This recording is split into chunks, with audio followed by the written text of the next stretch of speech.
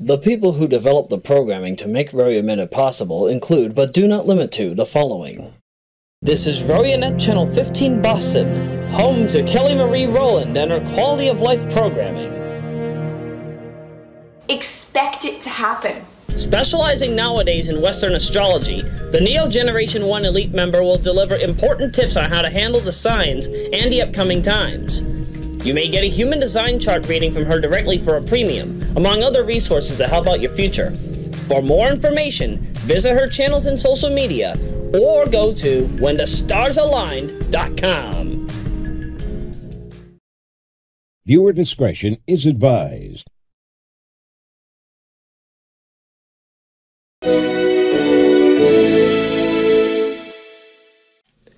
Welcome to part 2 of F-Zero, Eternal Boost.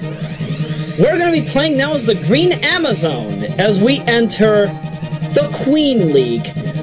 Now, I will tell you right now, the Queen League is, in my view, the worst of the original 3 leagues. And it is not because of the venues. No, the venues are perfectly fine.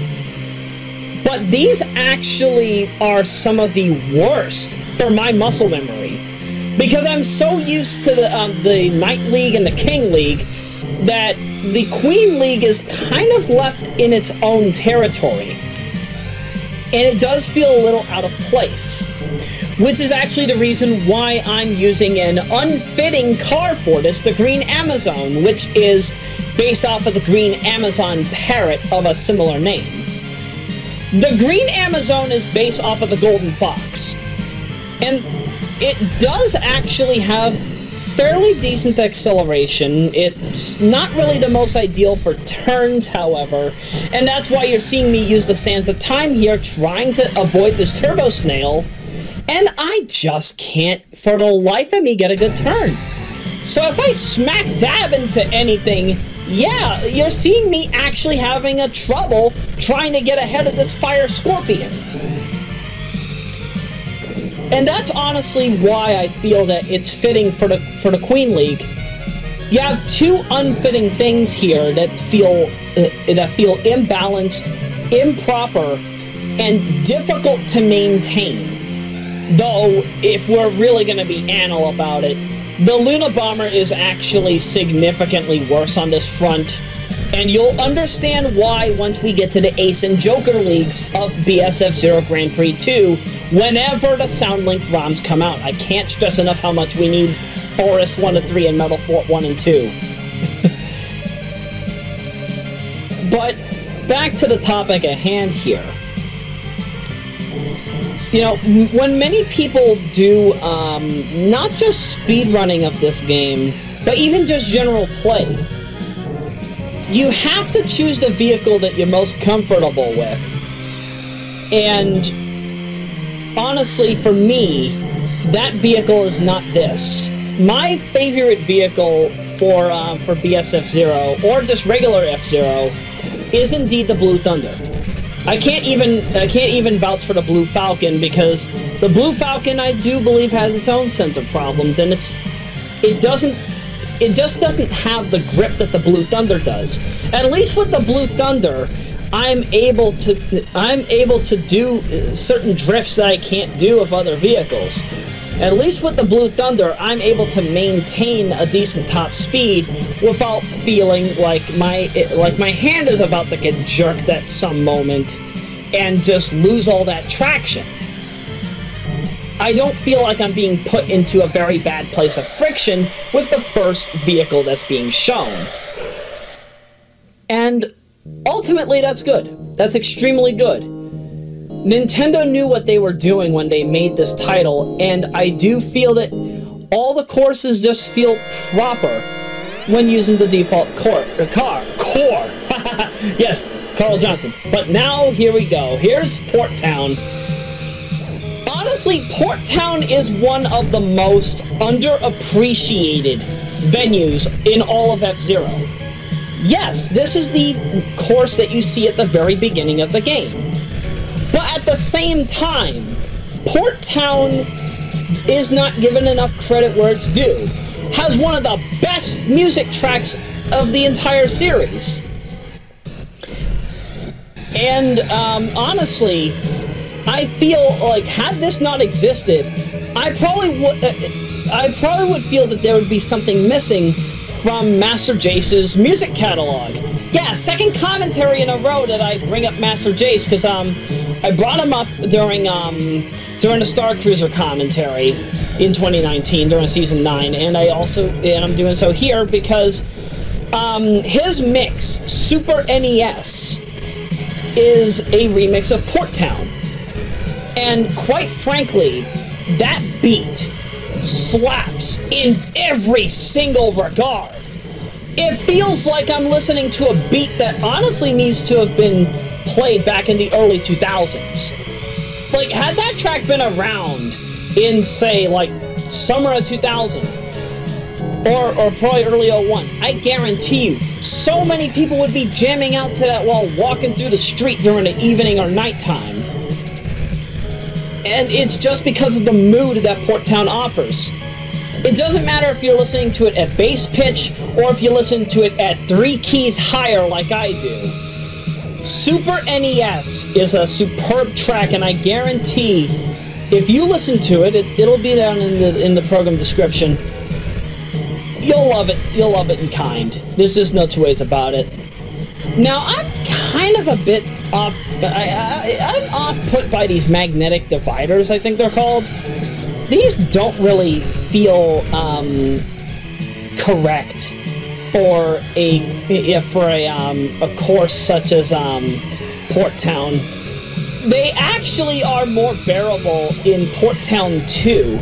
And you're also noticing, by the way, that I'm not doing the jump on the jump plates.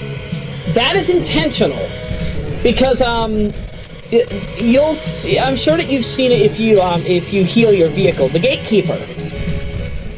The gatekeeper is responsible for all of your vehicles. It decides what can be skipped, and it can decide who gets sent back if you go out of bounds. But honestly,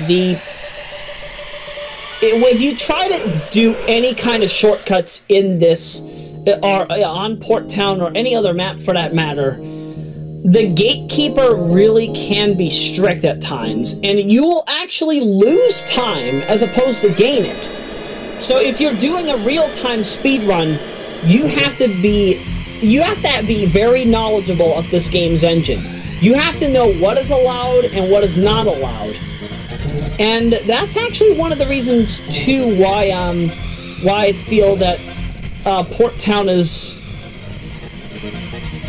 a bit rugged around the edges. And the same thing with Red Canyon. Red Canyon so many things can go wrong in this. And that's, like, for example, this triple jump that I'm trying to do here. Not every time you're gonna get the triple jump. If you're going too fast, you will end up missing out on the jump plate. There are times where also, especially if you're using the Fire Stingray or the Luna Bomber, any of the heavier vehicles, Red Canyon will cause you to fall into the ditch. In fact, you're also noticing too that you're seeing much better grainy texture if you decide to do any kind of pausing on Red Canyon. Red Canyon is so horrible with the bitrate. It does not like the shade of orange that is being used for the sand. And honestly, I feel that this is where the Gaia model stands out as an upscaler. Or more importantly, just where Topaz AI Video Enhance shows its worth. I appreciate that it's capable of running on any architecture that you choose, be it Intel, AMD, or NVIDIA. What I do feel bad about, however, is that depending on the GPU that you're using, if you don't have certain encoders, it will come out in a very badly pixelated form. I did try doing this before, and yeah, it did have a problem with some example, some example material. I even tossed in the very minute sponsor block as an example to see how well it works.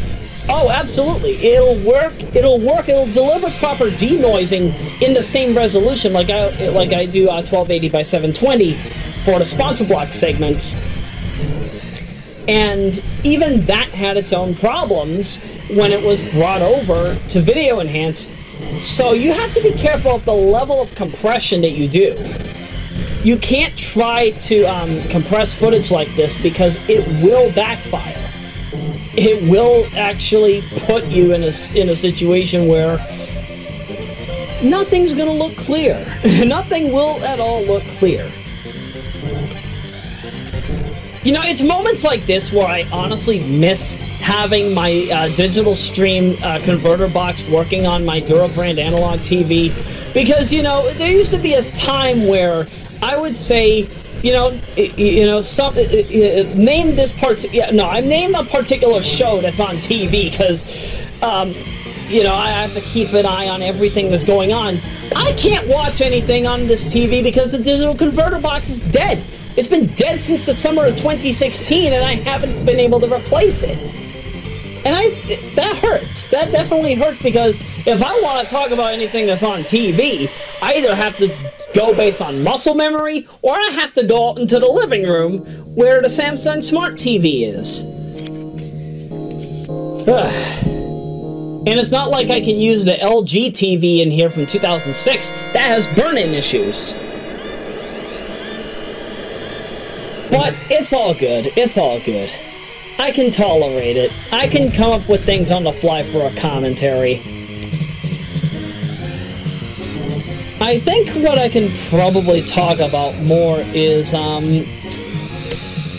actually, on the front of Intel, actually. I'm not even going to talk about Intel Arc, because we know that'll be a decent architecture. We know that it'll probably be very efficient because of TSMC 6nm, but actually more so of the fact that Intel gave me a care package. Yeah, I apparently ended up being one of the first of like 50 or so people, or probably first of 500 to enter,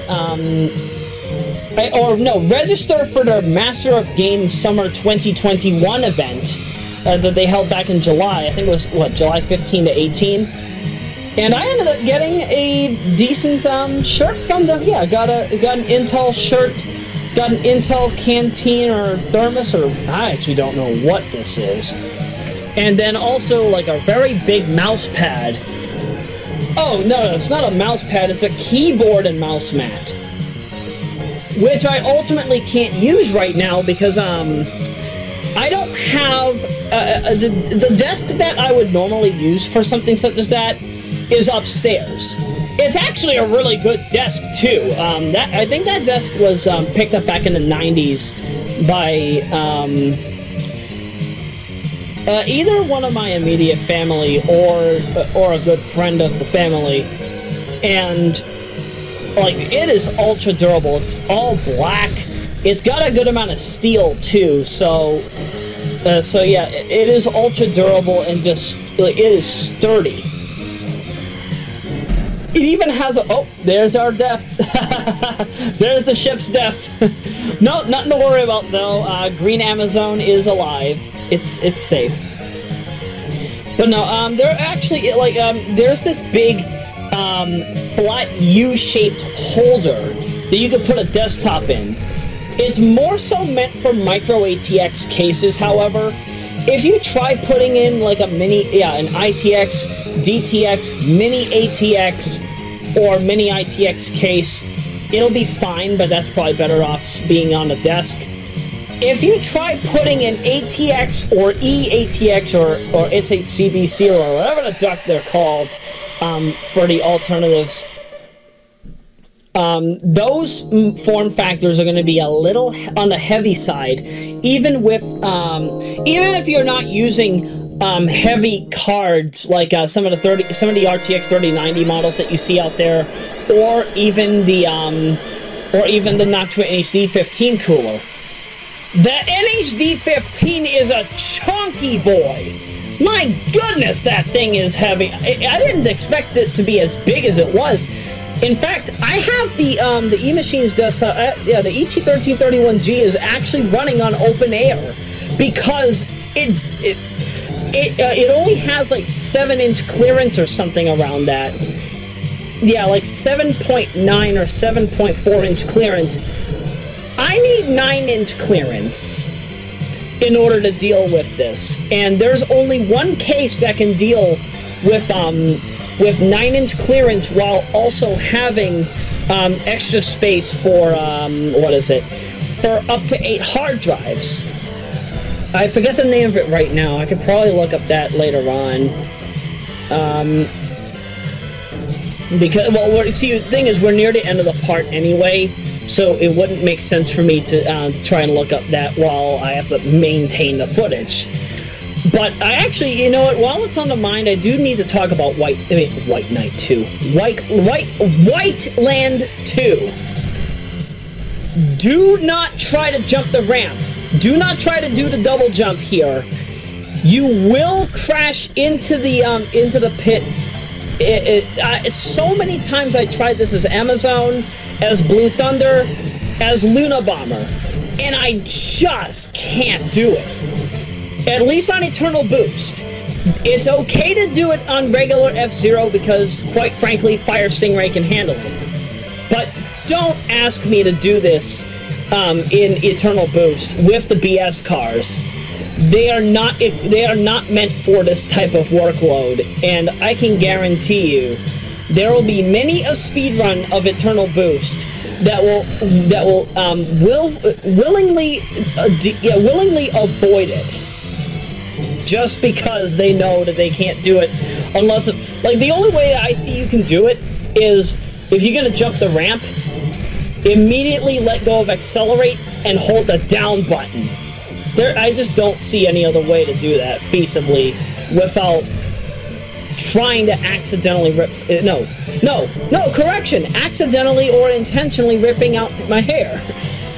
In fact, speaking of my hair, you know, it's significantly longer than it was before. I would say it's at the longest it has been in years. But the biggest problem that I have right now is, of course, it's in its natural state. I am Afro Roya right now. Yes, Afro Ya. And the biggest problem is I've got so many tangles because of the water exposure. This is a pain in the Dick Cheney to detangle, let alone get rid of all the bad ends and whatnot. Like there are knots that aren't gonna come out unless if I push down on the hair and pull it from the not from the root, but pull the hair from the bottom while holding down on the knot, if that makes sense. I'm not ripping the hair out from the root. What I'm doing is the tangles are further ahead near the going out. So if I'm pulling the hair while the hair's pressed down, while the hair from the root is pressed down, and I'm pulling it backwards. That's kind of the easiest way to put it. That's the only way I can detangle my hair. If only they came out with non-toxic instant hair straightening formula, kind of like how they have curl activator in the form of a clear gel. Yeah, come on, straight activator. What is taking so long with this? And why would it be expensive? There's a reason why I don't use relaxer. In fact, I actually did have issues with my hair back in 2011 due to relaxer. It apparently, I guess, broke off a good amount of the back of my hair to the point where the back of my hair, well, yeah, the hair in the back of my head to this day, I don't think is longer than 6 inches. Yet the sides of my hair, well over 12 inches. The back is still the only problem. So if I ever do manage to have that 24-inch hair ambition that I sought out back in like the late 2000s, I just don't know where that will go. But that is definitely a journey and a half that will be discussed when the time comes. But we are at the end, so I'd say stick around. Part 3 is next. We're about to go and become a king.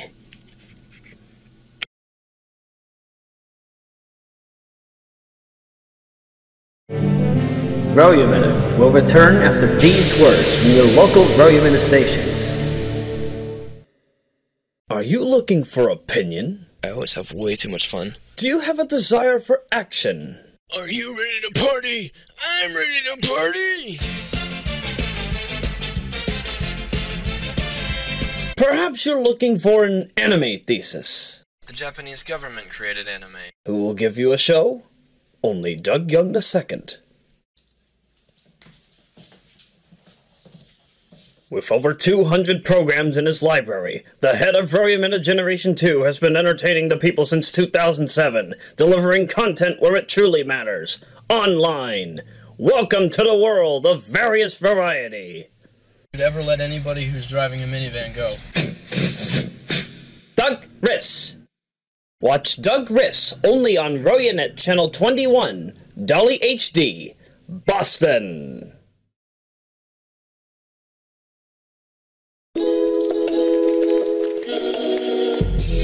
Hands up, Shaq and Illuminati. I've been dreaming big ever since a fucking car seat. Hands up, Shaq and Illuminati. Sin City, baby, be the life of the party. And no, I won't sell my soul for no human body. No, I won't sell my soul for a new Ferrari. Hands up, Shaq and Illuminati. I've been dreaming big. Gunshot or firework? Which one?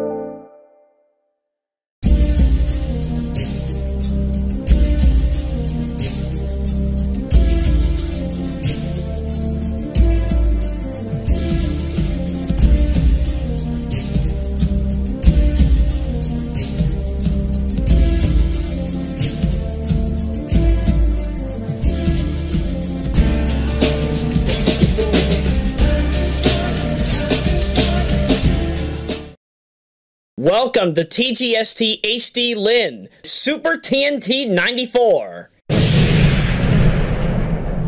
Since 2010, Royameadow Generation 3 co-head administrator Troy Gooscott has been covering game reviews and anime highlights, among other things, at the local level. To watch his material, you may find it right here on YouTube. When you hear a boom, you know it's Super TNT.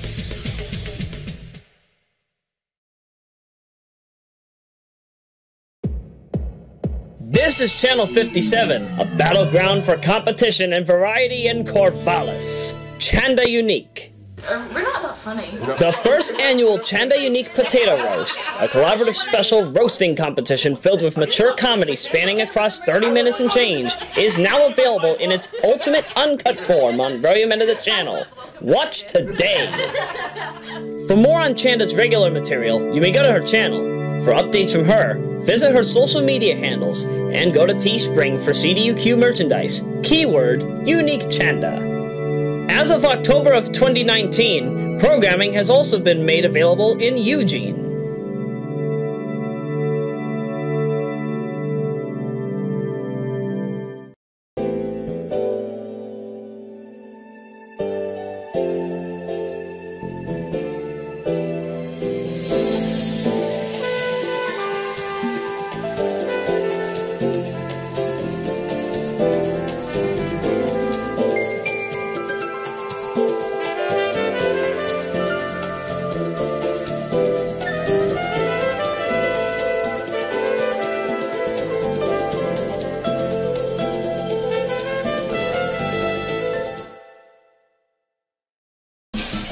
Kate Fairbanks, Healing Echoes.